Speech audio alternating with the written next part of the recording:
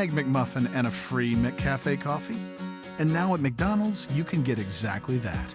So come on down, morning people, and have a cup on us. Come in right now and get a free medium hot or iced McCafe coffee with purchase of any egg sandwich or breakfast platter.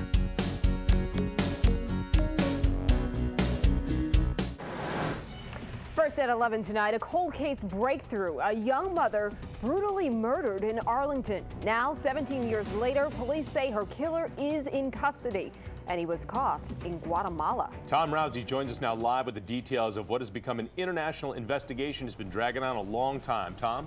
That's right, Jonathan. After 17 years, though, back in the U.S. is this suspect. Basically, when this murder happened in '99, it happened right here in North Arlington. And Arlington County Police say pretty much immediately the suspect in the case fled all the way to Central America, to Guatemala. Well, finally, he was captured there several months ago, and tonight he is back in the U.S.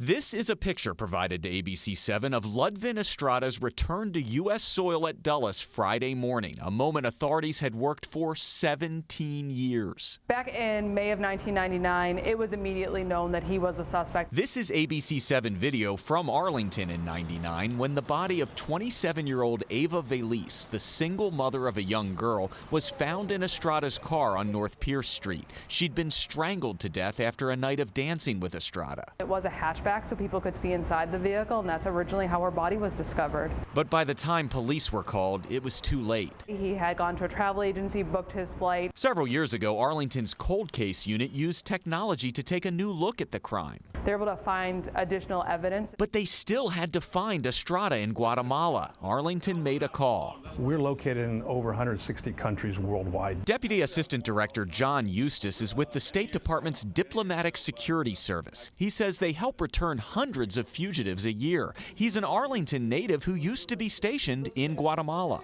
It's representative of a lot of parts of the world where people can go and disappear. Guatemala is not a hotbed of fugitives, but it's one of many countries that does have them. Eustace says his agents have ties to police there. If you present yourself as a law enforcement officer to them, they see you as a comrade. He says the relationship helped capture Estrada, who is now finally in jail in Arlington, charged with murder. In Arlington, Tom Rousey, ABC7 News.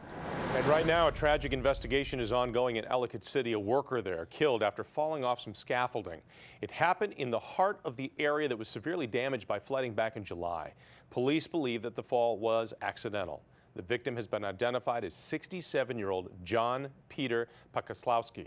He is a junior of Columbia.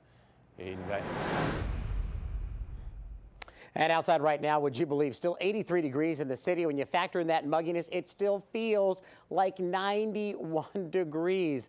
I do have a couple of showers on the radar off to our north and west. They are moving off to the east-northeast, so the bulk of them coming out of Martinsburg and Hagerstown will continue up to Pennsylvania. A few sprinkles Gaithersburg to Frederick, but around the DMV, most of us stay dry tonight. Our next chance of rain probably not until late Saturday into Sunday as our next front comes through. Get ready. Tonight, a warm one. Tomorrow, another scorcher, but Sunday, finally, brings some relief. More on that coming up in a bit. We'll see you then, Brian. Thanks. Now, we've been telling about the phones that have had problems with the batteries when you charge them and they catch fire. Well, 7 is on your side this evening with a consumer alert, one that we haven't gotten before. Samsung Galaxy Note 7s. Tonight, federal investigators say it is time to power those phones down and do it for good. A remarkable move tonight by the U.S. government telling consumers not to use their Samsung Galaxy Note 7 phones. They caught fire.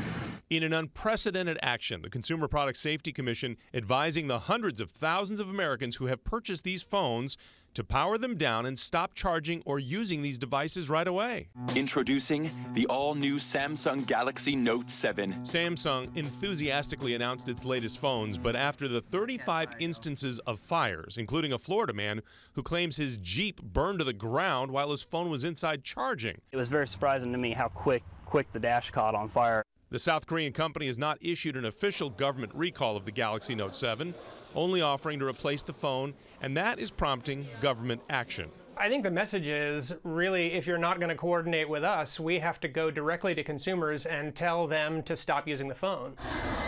And that follows an extraordinary warning from the FAA, calling out a specific consumer product, saying that passengers should not turn on or charge these devices while on board an aircraft. This is a serious thing. You put something that creates fire and noxious fumes on an airplane, that is about as dangerous as it gets. FAA tests have shown what consumer devices and large shipments of lithium-ion batteries can do on board an aircraft. Now, Samsung is working with the government to determine when a replacement Galaxy Note 7 could be made available. Michelle? Now to some must-see video of an amazing rescue in Waldorf last week. 2 babies pulled from this fiery wreckage of a really bad car crash. One emergency responder empties fire extinguishers one by one as another brings the victims to safety. One rescuer says it's an act of God that they were able to move so quickly. 3 adults and 2 toddlers, all badly injured, but will survive.